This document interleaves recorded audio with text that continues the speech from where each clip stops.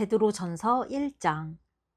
메시아 예수께 사도로 임명받은 나 베드로는 사방에 흩어져 나그네 삶을 살아가는 이들에게 이 편지를 씁니다. 나는 여러분 가운데 한 사람도 그리워하지 않은 적이 없고 한 사람도 잊은 적이 없습니다. 하나님 아버지께서 여러분 각자를 눈여겨 보시고 성령의 역사로 말미암아 예수의 희생을 통해 여러분을 순종하는 사람이 되게 하기로 작정하셨습니다. 하나님께서 주시는 온갖 좋은 것이 여러분의 것이 되기를 바랍니다. 새 생명. 우리 안에 계시는 하나님은 얼마나 놀라운 분이신지요. 우리 주 예수의 아버지 하나님을 모신 우리는 얼마나 복된 사람들인지요. 예수께서 죽은 자들 가운데서 다시 살아나심으로 우리는 전혀 새로운 생명을 받았고 가장 중요한 삶의 목적을 얻게 되었습니다. 또한 하늘에 간직된 미래까지 보장받았습니다. 그 미래가 이제 시작되고 있습니다. 하나님께서는 우리와 그 미래를 꼼꼼히 살피고 계십니다. 여러분이 온전하게 치유된 생명을 얻게 될 그날이 다가오고 있습니다. 나는 이것으로 말미암아 여러분이 얼마나 기뻐할지 알고 있습니다. 얼마 동안은 여러분이 온갖 힘든 일을 참고 견뎌야 하겠지만 말입니다. 순금은 불속을 통과해야 순금인 것이 입증됩니다. 참된 믿음도 시련을 겪고 나와야 참된 믿음인 것이 입증됩니다. 예수께서 모든 일을 완성하실 때에 하나님께서 승리의 증거로 내보이실 것은 여러분의 믿음이지 여러분의 금덩이가 아닙니다. 여러분은 예수를 본 적이 없지만 그분을 사랑합니다. 지금도 그분을 볼 수 없지만 그분을 신뢰하며 기뻐 찬송합니다. 믿음을 잘 지켜왔으니 이제 여러분은 손꼽아 기다리던 완전한 구원을 얻게 될 것입니다. 이 구원이 다가오고 있음을 우리에게 일러준 예언자들은 하나님이 예비하고 계신 생명의 선물에 대해 많은 질문을 던졌습니다. 메시아의 영이 그들에게 그 선물에 대해 알려주셨습니다. 그 선물은 메시아께서 고난을 받으시고 그 후에 영광을 받으시리라는 것이었습니다. 예언자들은 그런 일이 누구에게 또 언제 일어날지 알고 싶어 그분께 부르짖었습니다. 예언자들이 들은 것은 모두 여러분을 섬기기 위한 것이었습니다. 여러분은 하늘의 지시에 따라 성령을 통해 저 예언자들의 메시지가 성취되었다는 말을 직접 들은 사람들입니다. 여러분이 얼마나 복된 사람인지 아시겠습니까? 천사들도 이런 복을 누릴 기회를 조금이라도 얻고 싶어 했을 것입니다. 하나님의 생명으로 빚어진 생활 방식. 그러니 마음을 단단히 먹고 정신을 바짝 차려서 예수께서 오실 때에 여러분의 선물을 받을 수 있도록 철저히 준비하십시오. 전에 하고 싶은 대로만 하던 악한 습관에 다시 빠져들지 않게 하십시오. 그때는 여러분이 더 나은 것을 알지 못했으나 이제는 알고 있습니다. 순종하는 자녀가 되었으니 여러분은 하나님의 생명으로 빚어진 생활 방식을 따라 거룩함으로 빛나는 힘찬 삶을 살아가십시오. 하나님께서 내가 거룩하니 너희도 거룩하라 하고 말씀하셨습니다. 여러분이 하나님께 도움을 구하면 그분께서 도와주십니다. 하나님은 그토록 자애로우신 아버지이십니다. 그러나 잊지 마십시오. 그분은 책임을 다하는 아버지도 되시기에 여러분이 단정치 못한 삶을 살도록 내버려 두지 않으십니다. 여러분의 삶은 하나님을 깊이 의식하면서 나아가야 하는 여정입니다. 하나님께서는 여러분이 전에 몸담고 살았던 막다른 삶, 아무 생각 없이 살아온 그 삶에서 여러분을 건져내기 위해 큰 값을 치르셨습니다. 여러분도 알다시피 하나님께서는 그리스도의 거룩한 피를 지불하셨습니다. 그리스도께서 흠없는 희생양처럼 죽으셨습니다. 이것은 느닷없이 일어난 일이 아니었습니다. 최근에 마지막 때에 이르러 공공연한 지식이 되었지만 하나님은 그리스도께서 여러분을 위해 이 일을 하실 것을 전부터 미리 알고 계셨습니다. 여러분이 하나님을 믿게 된 것, 하나님 안에 미래가 있음을 알게 된 것은 메시아의 희생으로 말미암은 것입니다. 하나님께서는 메시아를 죽은 자들 가운데서 살리시고 영광스럽게 하셨습니다. 이제 여러분이 진리를 따름으로 여러분의 삶을 깨끗게 했으니 서로 사랑하십시오. 여러분의 삶이 거기에 달려 있다는 듯이 사랑하십시오. 여러분의 새 삶은 옛 삶과 다릅니다. 전에 여러분은 썩어 없어질 씨에서 태어났지만 이제는 살아계신 하나님의 말씀에서 새로 태어났습니다. 생각해 보십시오. 여러분은 하나님께서 직접 잉태하신 생명입니다. 그래서 예언자가 이렇게 말한 것입니다.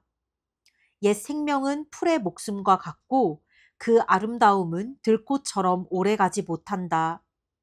풀은 마르고 꽃은 시들지만 하나님의 말씀은 영원히 계속된다.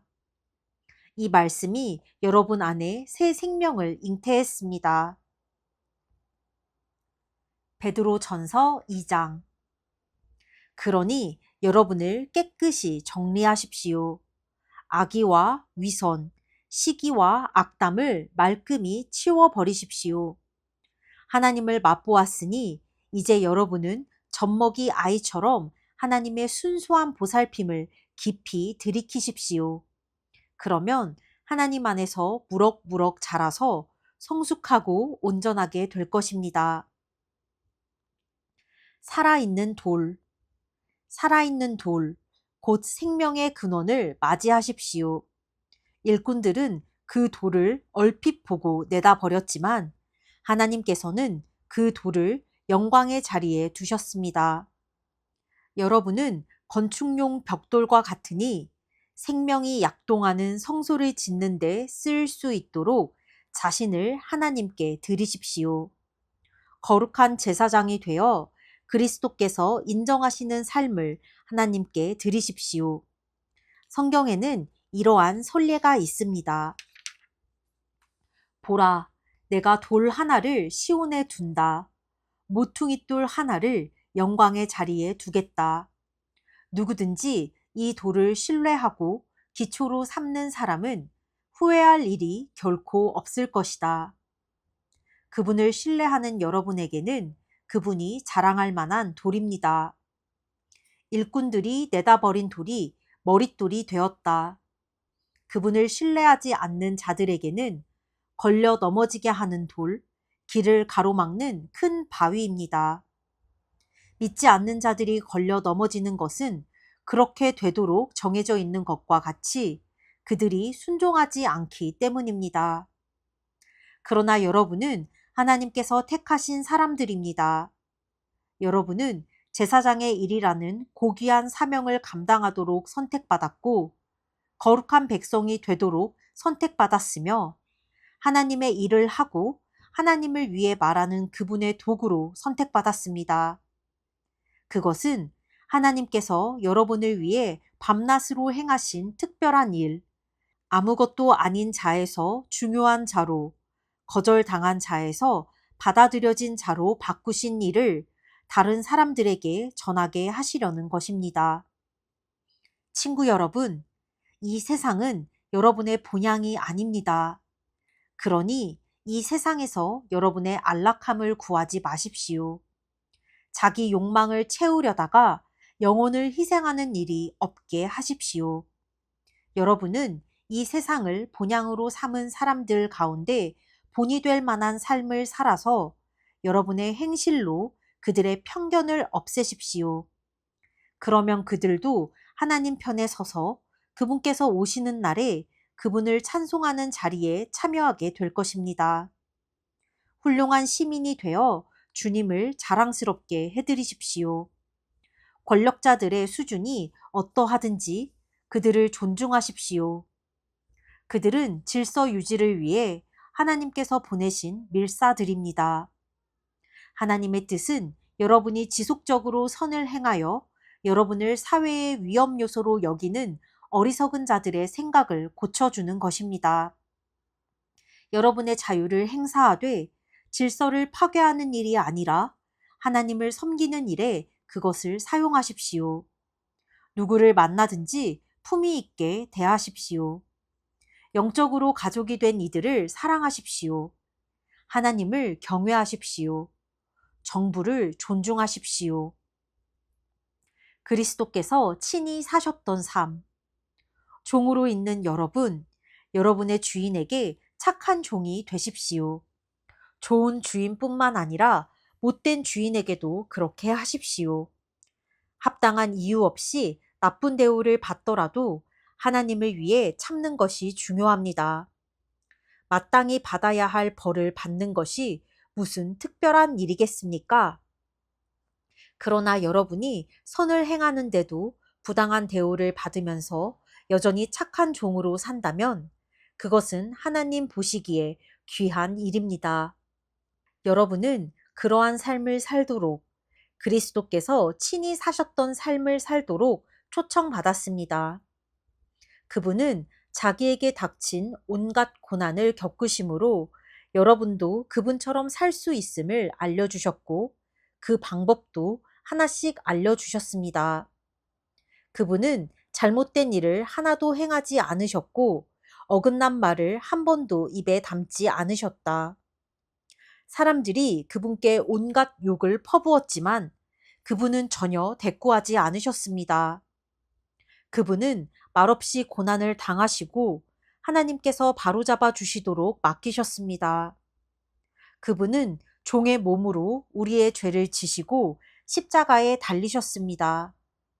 그것은 우리로 하여금 죄에서 벗어나 옳은 길을 따라 살게 하시려는 것이었습니다. 그분께서 상처를 입으심으로 여러분이 나았습니다. 전에 여러분은 자신이 누구이며 어디로 가고 있는지 알지 못하는 길 잃은 양이었습니다. 그러나 이제는 여러분의 영혼을 영원토록 지키는 목자께서 그 이름을 불러주시고 보살펴 주시는 양이 되었습니다. 베드로전서 3장. 내면의 아름다움을 개발하십시오. 아내 여러분에게 권합니다. 남편에게 착한 아내가 되어 남편의 필요를 들어주십시오. 그러면 하나님 이야기에 무관심하던 남편도 여러분의 거룩하고 아름다운 삶의 감화를 받을 것입니다. 중요한 것은 외모, 머리 모양, 몸에 걸친 보석, 옷차림이 아니라 여러분의 내적인 마음가짐입니다. 내면의 아름다움을 개발하십시오. 내면을 온화하고 우아하게 가꾸십시오. 그것이야말로 하나님께서 기뻐하시는 일입니다. 전에 거룩하게 살았던 여인들은 하나님 앞에서 그와 같이 아름다웠고 남편에게도 착하고 성실한 아내였습니다. 예컨대 사라는 아브라함을 보살피면서 그를 나의 사랑하는 남편이라고 불렀습니다. 여러분도 걱정과 두려움 없이 그렇게 하면 사라의 참된 딸이 될 것입니다. 남편 여러분에게도 똑같이 권합니다. 아내에게 좋은 남편이 되십시오. 아내를 존중하고 기뻐하십시오. 여러분의 아내는 여자이기에 여러분보다 연약합니다. 하지만 하나님의 은혜로 사는 새로운 삶 안에서는 여러분과 동등한 사람입니다. 여러분의 아내를 동등한 사람으로 존중하십시오. 그래야 여러분의 기도가 막히지 않을 것입니다. 선을 행하다가 고난받을 때 요약해서 말합니다. 친절하고 인정 많고 사랑하고 자비로우며 겸손한 사람이 되십시오. 이것은 여러분 모두에게 해당하는 사항이니 한 사람도 빠짐없이 그렇게 하십시오. 안가품하거나 냉소적으로 비꼬는 말을 하지 마십시오. 오히려 축복해 주십시오. 축복이야말로 여러분이 할 일입니다. 그러면 여러분은 복덩어리가 되어 여러분도 복을 받게 될 것입니다. 생명을 받아들이고 좋은 날 보기를 바라는 이여, 그대가 할 일은 이것이니 곧 악담과 험담을 삼가고 악을 물리치고 선을 장려하며 힘을 다해 평화를 추구하여라. 하나님께서 이 모든 일을 지켜보시고 인정해 주신다. 하나님께서 그의 간구에 귀 기울이시고 응답해 주신다. 그러나 악을 행하는 자에게는 등을 돌리신다. 여러분이 마음과 영혼을 다해 선을 행하면 누가 여러분을 방해하겠습니까? 선을 행하다가 고난을 당하더라도 여러분은 훨씬 더 복된 사람입니다. 고난을 너무 마음에 두지 마십시오. 온갖 어려움 속에서도 여러분의 마음을 다잡고 여러분의 주님이신 그리스도께 경배하십시오. 여러분의 삶의 방식에 대해 묻는 사람에게 할 말을 준비하되 최대한 예의를 갖춰 답변하십시오. 하나님 앞에서 양심을 깨끗게 하여 사람들이 퍼붓는 욕설이 여러분을 괴롭히지 못하도록 하십시오. 오히려 그들이야말로 깨끗함을 받아야 할 사람이라는 것을 깨닫게 될 것입니다. 하나님이 바라시는 것이면 선을 행하다가 고난받는 것이 악을 행하다가 벌받는 것보다 낫습니다. 그리스도께서 분명히 그렇게 하셨습니다. 그분께서는 다른 사람들의 죄 때문에 고난을 받으셨습니다. 의로우신 분께서 불의한 자들을 위해 고난을 받으신 것입니다. 그리스도께서는 우리를 하나님께 인도하기 위해 그 모든 고난을 겪으시고 죽임을 당하시고 다시 살아나셨습니다. 그분께서는 전에 말씀을 귀 기울여 듣지 않아 심판을 받고 감옥에 갇힌 세대들을 찾아가셔서 하나님의 구원을 선포하셨습니다. 여러분도 알다시피 노아가 배를 건조하던 기간 내내 참고 기다리셨습니다. 그러나 물에 의해 물로부터 구원받은 사람은 고작 몇 명, 정확하게는 8명 뿐이었습니다. 세례받을 때의 물이 여러분에게 그와 같은 일을 합니다. 그 물은 여러분의 살갗에 묻은 더러움을 씻어주는 것이 아니라 예수의 부활을 힘입어 깨끗해진 양심을 갖게 된 여러분을 하나님 앞에 세우는 물입니다. 예수께서는 천사에서 권세에 이르기까지 만물과 모든 이들에 대한 최종 결정권을 쥐고 계신 분입니다. 그분은 하나님 오른편에 계시면서 그분이 말씀하신 것을 이루십니다. 베드로전서 4장. 예수처럼 생각하십시오. 예수께서는 여러분이 지금 겪고 있는 모든 고난과 그보다 더한 고난을 겪으셨으니 여러분도 그분처럼 생각하는 법을 익히십시오. 여러분의 고난을 전에 늘 자기 마음대로 살려고 하던 죄악된 옛 습관을 끊는 기회로 삼으십시오. 그렇게 할 때 여러분은 자기 욕망의 압제 아래 살기보다 하나님께서 원하시는 삶을 추구하면서 자유롭게 살아가게 될 것입니다. 전에 여러분은 하나님을 모르는 생활 방식에 푹 빠져 밤마다 파티를 벌이고 술에 취해 방탕한 삶을 살았습니다. 이제 그런 삶을 영원히 청산할 때가 되었습니다. 물론 여러분의 옛 친구들은 여러분이 그들과 함께 어울리지 않는 이유를 이해하지 못할 것입니다. 그렇다고 해서 그들에게 일일이 설명할 필요는 없습니다. 그들은 장차 하나님 앞에서 책망받을 자들이니 말입니다. 메시지에 귀를 기울이십시오. 메시지는 죽은 신자들에게도 선포되었습니다. 모든 사람들이 그러하듯이 비록 그들이 죽었지만 하나님이 예수 안에서 주신 생명을 얻게 될 것입니다. 이 세상 만물의 마지막이 다가오고 있습니다. 그러니 아무것도 당연한 것으로 여기지 마십시오. 정신을 바짝 차리고 기도하십시오. 무엇보다도 서로 사랑하십시오. 여러분의 삶이 거기에 달려있다는 듯이 사랑하십시오. 사랑은 실제적으로 무언가를 만들어냅니다. 굶주린 사람을 보거든 서둘러 식사를 제공하고 집 없는 사람을 보거든 기꺼이 잠자리를 제공하십시오. 여러분 각자가 하나님께 받은 은사를 관대한 마음으로 서로 나누어 모두가 그 덕을 보게 하십시오. 여러분이 받은 것이 말이면 여러분의 말이 하나님의 말씀이 되게 하고, 여러분이 받은 것이 남을 돕는 것이면 여러분의 도움이 하나님의 진심 어린 도움이 되게 하십시오. 그렇게 하면 모든 일에서 하나님의 찬란한 임재가 예수를 통해 환히 드러날 것입니다.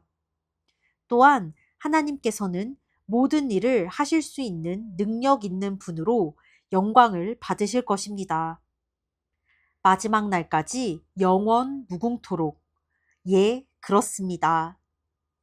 고난을 기쁘게 여김. 친구 여러분, 사는 것이 참으로 힘들더라도 하나님께서 일하시지 않는다고 속단하지 마십시오. 오히려 그리스도가 겪으신 고난의 한 가운데에 여러분이 있게 된 것을 기쁘게 여기십시오. 이 고난은 영광이 임박했을 때 여러분이 통과해야 하는 영적 재련의 과정입니다. 여러분이 그리스도 때문에 모욕을 받으면 스스로 복되다고 여기십시오. 여러분 안에 계신 하나님의 영과 그분의 영광이 여러분을 사람들의 눈에 띄게 하신 것입니다. 법을 어기거나 평화를 어지럽혀서 사람들이 여러분을 욕하는 것이라면 그것은 전혀 다른 문제입니다. 그러나 여러분이 그리스도인이기에 받는 모욕이라면 기꺼이 받아들이십시오. 그리스도인이라는 이름에 반영되어 있는 여러분의 구별된 신분을 자랑으로 여기십시오. 하나님의 집에 심판이 시작되었습니다. 우리가 맨 먼저입니다. 우리가 먼저 심판을 받는데 하나님의 메시지를 거절하는 자들은 어떻게 되겠습니까? 선한 사람이 가까스로 구원을 받는다면 악한 사람에게는 무엇이 준비되어 있겠습니까? 하나님의 말씀대로 산다는 이유로 여러분의 삶이 힘겨워지거든 당연한 일로 받아들이십시오. 하나님을 신뢰하십시오.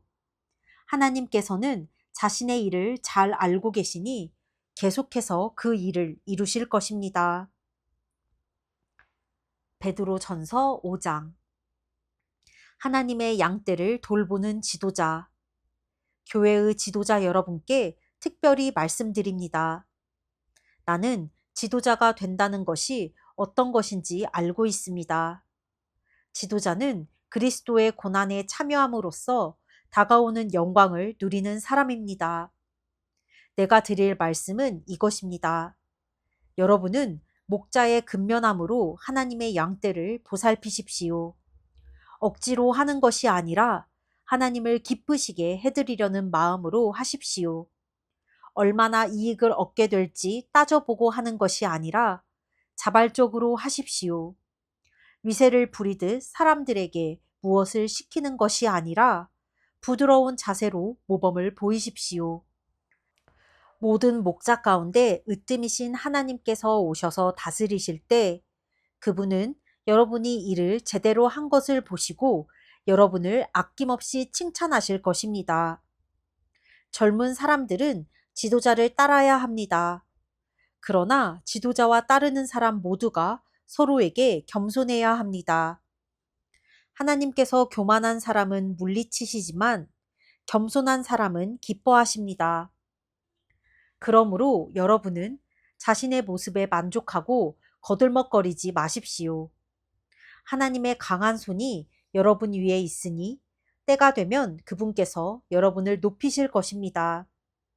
하나님께서 여러분을 세심하게 돌보고 계시니 아무것도 근심하지 말고 하나님 앞에서 사십시오. 깨어 있으십시오. 냉정을 유지하십시오. 깨어 있으십시오. 마귀가 덤벼들 태세를 하고 있습니다. 여러분의 방심을 틈타는 것보다 마귀가 좋아하는 것도 없습니다. 바짝 경계하십시오. 여러분만 고난에 처한 것이 아닙니다. 세계 도처에 있는 그리스도인들이 같은 고난을 겪고 있습니다. 그러니 믿음을 굳게 붙드십시오. 고난이 영원히 지속되지는 않을 것입니다. 그리스도 안에서 우리를 위한 큰 계획, 영원하고 영광스러운 계획을 세우신 은혜의 하나님께서 여러분을 온전하게 하시고 여러분을 영원토록 세워주실 날이 멀지 않았습니다. 그분께서 최종 결정권을 쥐고 계십니다. 예, 그렇습니다. 나는 가장 믿을 만한 형제인 실로아노에게 부탁해 이 짧은 편지를 여러분에게 보냅니다. 그는 내가 대단히 존경하는 사람입니다. 나는 내가 아는 바를 절박한 심정으로 정확하게 썼습니다. 이것은 은혜로우신 하나님의 진리이니 여러분의 두 팔로 끌어안으십시오. 이곳에서 나와 함께 나그네 삶을 살고 있지만 하나님께 잠시도 잊혀진 적 없는 교회가 여러분에게 무난합니다. 나에게 아들이나 다름없는 마가도 안부를 전합니다. 거룩한 포옹으로 서로 인사하십시오. 그리스도의 길을 걷는 여러분 모두에게 평화가 있기를 바랍니다. 베드로후서 1장. 나 시몬 베드로는 예수 그리스도의 종이며 사도입니다. 나는 우리 하나님의 직접적인 돌보심과 우리 하나님과 구주이신 예수 그리스도의 간섭하심에 힘입어 우리처럼 하나님을 경험하여 삶이 변화되고 있는 여러분에게 이 편지를 씁니다. 하나님과 우리 주 예수를 더욱 깊이 경험함으로 은혜와 평화가 여러분에게 임하기를 바랍니다. 하나님께 받은 초청과 약속. 우리는 하나님을 기쁘시게 해드리는 삶에 어울리는 모든 것을 기적적으로 받았습니다. 그것은 우리를 하나님께로 초청해 주신 분을 우리가 직접 친밀하게 알았기 때문입니다. 그분의 초청은 이제껏 우리가 받은 초청 가운데 최고의 초청입니다. 또한 우리는 여러분에게 전해줄 멋진 약속도 받았습니다. 그 약속은 여러분이 욕망으로 얼룩진 세상에 등을 돌리고 하나님의 생명에 참여할 수 있는 입장권입니다. 그러니 한순간도 놓치지 말고 여러분이 받은 것을 의지하십시오. 여러분의 믿음의 기초 위에 선한 성품, 영적 이해력, 빈틈없는 절제, 힘찬 인내, 놀라운 경건, 따뜻한 형제애, 너그러운 사랑을 더하십시오. 이것들 하나하나는 서로 조화를 이루고 다른 것들을 발전시키니 말입니다. 이러한 자질들이 여러분의 삶 속에서 활발하게 자라나면 여러분은 우리 주 예수를 경험하면서 성숙해 가는 일에 기회를 놓치거나 단 하루도 헛되이 흘려보내지 않을 것입니다. 이러한 자질들을 갖추지 못하면 여러분은 자기 바로 앞에 놓인 장애물을 보지 못하고 자신의 죄악된 옛 삶이 깨끗해졌음을 잊어버린 사람이 되고 말 것입니다. 그러니 친구 여러분, 하나님께서 여러분을 초청하고 선택하신 것이 옳았음을 입증해 보이십시오. 미루지 말고 지금 당장 그렇게 하십시오. 그러면 여러분은 확고한 토대, 곧 우리 주님이시며 구주이신 예수 그리스도의 영원한 나라를 향해 활짝 열려 있는 포장된 길에서 생명을 얻게 될 것입니다. 어두운 시절에 만난 한 줄기 빛. 여러분이 이제껏 이 모든 진리를 알고 안팎으로 실천해 왔지만 때가 위태로우니 나는 잠시도 멈추지 않고 여러분의 주의를 환기시키려고 합니다. 여러분을 자주 일깨워 방심하지 않게 하는 것. 이것이 내게 주어진 임무입니다. 나는 살아있는 동안 이 일에 충실할 것입니다. 주님께서 분명하게 일러주신 대로 나는 조만간 내가 죽게 되리라는 것을 압니다. 내가 특별히 바라는 것은 여러분이 이 모든 것을 문서화했으면 하는 것입니다. 내가 이 세상을 떠난 뒤에도 여러분이 언제든지 찾아볼 수 있게 말입니다. 여러분도 알다시피 우리가 우리 주 예수 그리스도의 강력한 재림과 관련된 사실을 여러분에게 제시할 때 별에게 빌고 한 것이 아니었습니다. 우리는 이미 그 일을 미리 보았습니다. 하나님 아버지께로부터 빛을 받아 찬란하게 빛나는 예수를 우리 두 눈으로 똑똑히 보았습니다. 그때 장엄하고 영광스러운 분께서 이렇게 말씀하셨습니다. 이는 구별한 내 아들, 내 모든 기쁨의 근원이다. 우리는 거룩한 산에서 그분과 함께 있었습니다. 하늘로부터 들려오는 음성을 우리의 두 귀로 똑똑히 들었습니다. 우리는 우리가 보고 들은 것을 확신합니다. 그것은 하나님의 영광, 하나님의 음성이었습니다. 예언의 말씀이 우리에게 확증되었습니다. 여러분도 그 말씀에 주의를 집중해야 합니다.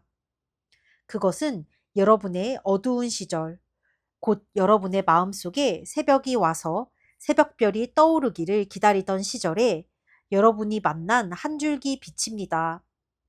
여기서 꼭 명심해야 할 것이 있습니다. 성경의 예언은 사적인 의견을 제시한 것이 아닙니다. 왜 그렇습니까? 예언은 사람의 마음에서 꾸며낸 것이 아니기 때문입니다.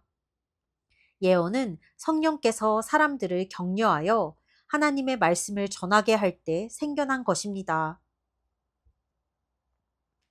베드로후서 2장 거짓 종교 지도자들. 그러나 전에 백성 가운데 거짓 예언자들이 있었던 것처럼 여러분 가운데에도 거짓 종교 지도자들이 나타날 것입니다. 그들은 은근슬쩍 파괴적인 분열을 일으켜서 여러분을 서로 다투게 하고 생명을 되찾을 기회를 주신 분의 손을 물어뜯게 할 것입니다. 그들은 파멸로 이어진 가파른 비탈길에 서 있습니다. 그러나 그들은 파멸하기 전까지 옳고 그름을 구별하지 못하는 추종자들을 많이 모을 것입니다. 그들 때문에 진리의 길이 욕을 먹습니다. 그들은 자기만 아는 자들입니다. 그들은 무엇이든 그럴싸한 말로 여러분을 이용해 먹을 것입니다. 물론 그들은 무사하지 못하고 불행한 최후를 맞을 것입니다. 그런 일이 계속되도록 하나님께서 두고 보고만 계시지 않기 때문입니다. 하나님께서는 반역한 천사들을 가볍게 넘기지 않으셨습니다. 그들을 지옥에 가두셔서 최후 심판의 날까지 갇혀있게 하셨습니다. 또한 그분은 경건치 못한 옛 세상도 가볍게 넘기지 않으셨습니다. 홍수로 쓸어버리시고 오직 8명만 살려주셨습니다. 혼자서 의를 부르짖던 노아가 그중 한 사람이었습니다. 하나님께서 소돔과 고모라 두 도성을 멸망시키기로 작정하시자 남은 것은 잿더미 뿐이었습니다. 그것은 경건치 못한 삶에 빠져 있는 사람 누구에게나 보내는 끔찍한 경고였습니다. 그러나 성적으로 더럽고 사악한 자들 때문에 몹시 괴로워하던 선한 사람 롯은 구원을 받았습니다. 저 의로운 사람은 날마다 도덕적인 부패에 둘러싸여 끊임없이 괴로움을 겪고 있었던 것입니다. 이처럼 하나님께서는 경건한 사람들을 악한 시련에서 건져내시는 분입니다. 또한 그분은 사악한 자들의 발을 최후 심판의 날까지 불 속에 붙들어 두시는 분입니다. 먹이를 찾아 어슬렁거리는 약탈자들. 하나님께서는 특히 더러운 생활 방식에 빠져서 정욕을 따라 살아가는 거짓 교사들에게 진노하십니다. 그들은 참된 권위를 멸시하고 간섭받기를 싫어합니다. 그들은 거만하고 자기만 아는 자들이어서 피조물 가운데 가장 빛나는 이들마저 서슴없이 헐뜯습니다. 모든 면에서 그들보다 뛰어난 천사들조차도 그런 식으로 거만하게 굴거나 하나님 앞에서 다른 이들을 헐뜯을 생각을 하지 않습니다. 이들은 광야에서 태어난 사나운 짐승이며 먹이를 찾아 어슬렁거리는 약탈자에 불과합니다.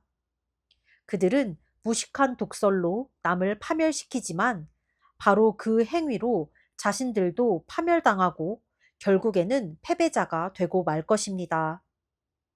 그들의 악행이 부메랑이 되어 그들에게 돌아갈 것입니다. 그들은 난잡한 파티를 즐기고 환한 대낮에도 흥청망청 쾌락에 빠진 비루한 자들입니다. 그들은 간음을 일삼고 죄짓기를 밥 먹듯 하며 연약한 영혼을 만날 때마다 유혹합니다. 탐욕이 그들의 전공입니다. 그들은 그 방면의 전문가들입니다. 죽은 영혼들입니다. 그들은 큰 길에서 벗어나 방향을 잃었고 부올의 아들 발람의 길을 따랐습니다. 발람은 예언자이면서도 불의한 이득을 취하여 악의 전문가가 되고 말았습니다. 그는 제멋대로 길을 가다가 제지당했습니다. 말 못하는 짐승이 인간의 목소리로 말해서 그 예언자의 미친 행동을 막은 것입니다. 그들에게는 아무것도 없습니다. 그들은 바싹 마른 샘이며 폭풍에 흩어지는 구름입니다. 그들은 지옥의 블랙홀을 향해 나아갑니다. 그들은 허풍이 잔뜩 들어 잘난 체하며 큰 소리치지만 아주 위험한 자들입니다. 그릇된 생활에서 막 벗어난 사람들이 그들의 상표인 유혹에 가장 쉽게 넘어갑니다. 그들은 이 새내기들에게 자유를 약속하지만 정작 자신들은 부패의 종입니다. 그들이 부패에 빠져 있다면 실제로 그러합니다. 부패의 종 노릇을 하게 되기 때문입니다. 그들이 우리 주님이시며 구주이신 예수 그리스도를 경험함으로써 죄의 구렁에서 벗어났다가 다시 예전 삶으로 되돌아가면 그 사람의 상태는 전보다 더 나빠질 것입니다.